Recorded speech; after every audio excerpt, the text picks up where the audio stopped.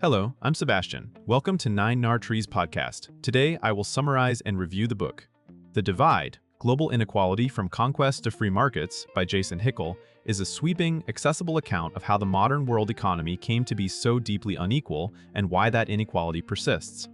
Drawing on widely discussed historical evidence and development debates, Hickel traces the roots of today's income gaps to colonial conquest, slavery, and the restructuring of societies to serve imperial trade and extraction. He then follows the story into the 20th and 21st centuries, arguing that many contemporary economic rules and policy prescriptions continue patterns of dependency even after formal decolonization. The book challenges popular narratives that depict poverty as a natural condition, slowly relieved by markets and charity. Instead, it frames underdevelopment as historically produced and actively maintained through global institutions, debt dynamics, corporate power, and uneven terms of trade. Written for general readers as well as students, it invites a rethinking of what counts as progress and what kinds of reforms could deliver fairer outcomes. I will give you key takeaways from this book. Firstly, Conquest, colonialism, and the making of underdevelopment. A central topic is the claim that global poverty and wealth are not simply the result of internal national shortcomings, but were shaped by violent incorporation into an expanding world economy. The book emphasizes how conquest and colonization reoriented diverse regions towards supplying raw materials and cheap labor while importing finished goods from imperial centers. Hickel highlights the ways land was enclosed, taxes imposed, and local industries undermined, creating dependence on colonial trade routes and pricing systems. Rather than seeing colonialism as a brief prelude to modern development, this framing treats it as foundational to the structures that still govern production and exchange. The argument also stresses that the benefits of colonial extraction accumulated in the metropoles through capital formation, industrial expansion, and political power. By presenting underdevelopment as an outcome of deliberate restructuring, the book challenges explanations that attribute inequality mainly to culture, geography, or late modernization. This historical perspective sets up the rest of the analysis by showing how past coercion created enduring patterns of specialization, vulnerability to commodity swings, and limited policy autonomy. It also underscores why present-day reforms cannot be evaluated without reference to the unequal starting points created by empire. Secondly, from decolonization to dependency, debt, adjustment, and policy constraints, another major theme is what happened after formal empires receded. Hickel focuses on how newly independent states faced inherited economic structures and external pressures that limited their options. The book discusses the rise of sovereign debt and the ways lending, refinancing, and conditionality can shape domestic policy priorities. It examines how structural adjustment programs and related reforms, often promoted as modernization, tended to require privatization, deregulation, and cuts to public spending. These policies are presented as shifting risk onto ordinary people while opening economies to external investors under unfavorable terms. A key point is that even when countries gained political independence, economic sovereignty remained constrained by the need to secure foreign currency, satisfy creditors, and compete in global markets. The narrative also draws attention to how social services, labor protections, and industrial strategies can be weakened when governments must prioritize repayment and investor confidence. By treating debt and adjustment as mechanisms of governance, the book reframes development outcomes as the result of international rules and power relationships, not only national leadership. This topic helps explain why some countries struggle to diversify, why inequality rises during liberalization phases, and why growth can be accompanied by persistent deprivation. Thirdly, the myth of benign free markets and the politics of global rules. Hickel interrogates the idea that free markets naturally lift all boats, arguing instead that markets are always structured by laws, institutions, and bargaining power. The book explores how trade agreements, intellectual property regimes, investment protections, and corporate supply chains can lock in advantages for already wealthy nations and firms.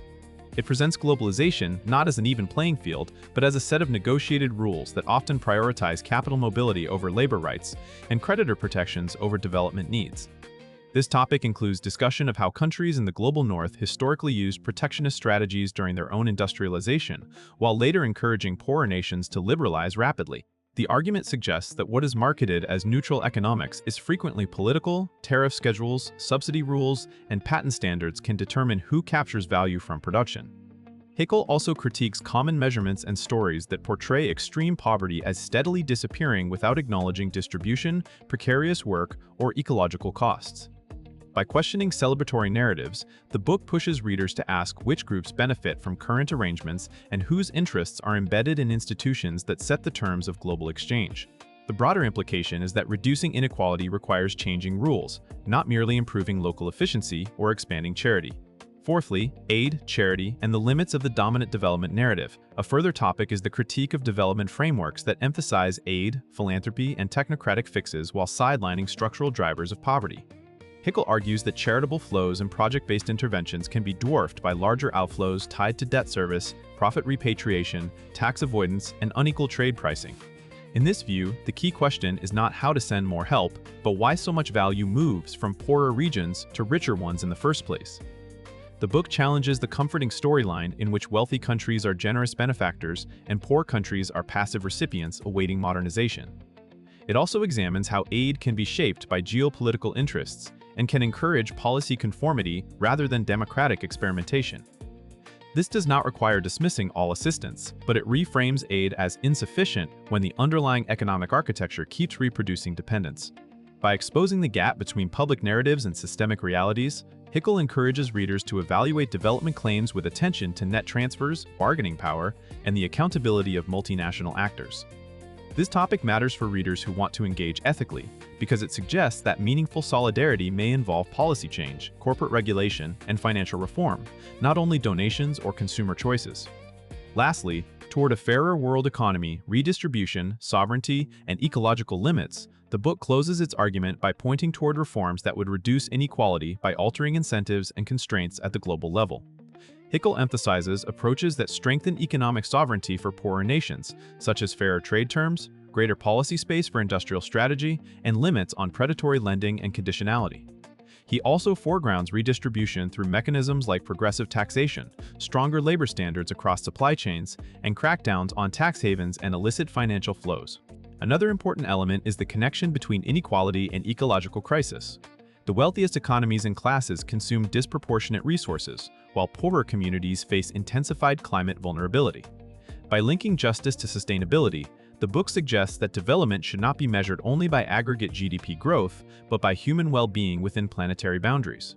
The proposed direction favors empowering public institutions, improving bargaining power for workers and producers, and redesigning international rules that currently favor capital owners. Even when readers disagree with specific prescriptions, this topic offers a coherent framework. If poverty is structurally produced, then solutions must be structural as well. The discussion encourages readers to think beyond national charity towards systemic reform that changes how value is created, captured, and shared in the world economy. In conclusion, this book suits readers who want a clear, challenging explanation of why global inequality persists, including students of development, history, economics, and international relations, as well as engaged general readers.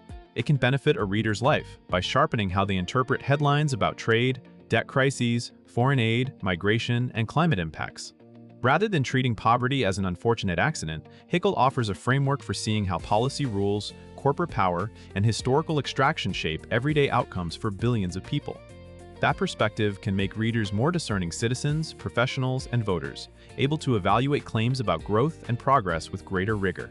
The book is also useful for people seeking ethical ways to respond, because it widens the menu of action from personal charity to systemic reforms, such as tax justice, labor protections, and fairer trade governance. Compared to similar books, it stands out for weaving a long historical narrative with accessible explanations of modern institutions, connecting colonial history to contemporary free market ideology. It is worth buying if you want a single, readable volume that links moral questions to the mechanics of the global economy and proposes concrete directions for change. If you would like to support Jason Hickel, you can buy the book through the Amazon link I've provided in the podcast description. After reading the book, please let me know what you think and share your thoughts. See you around.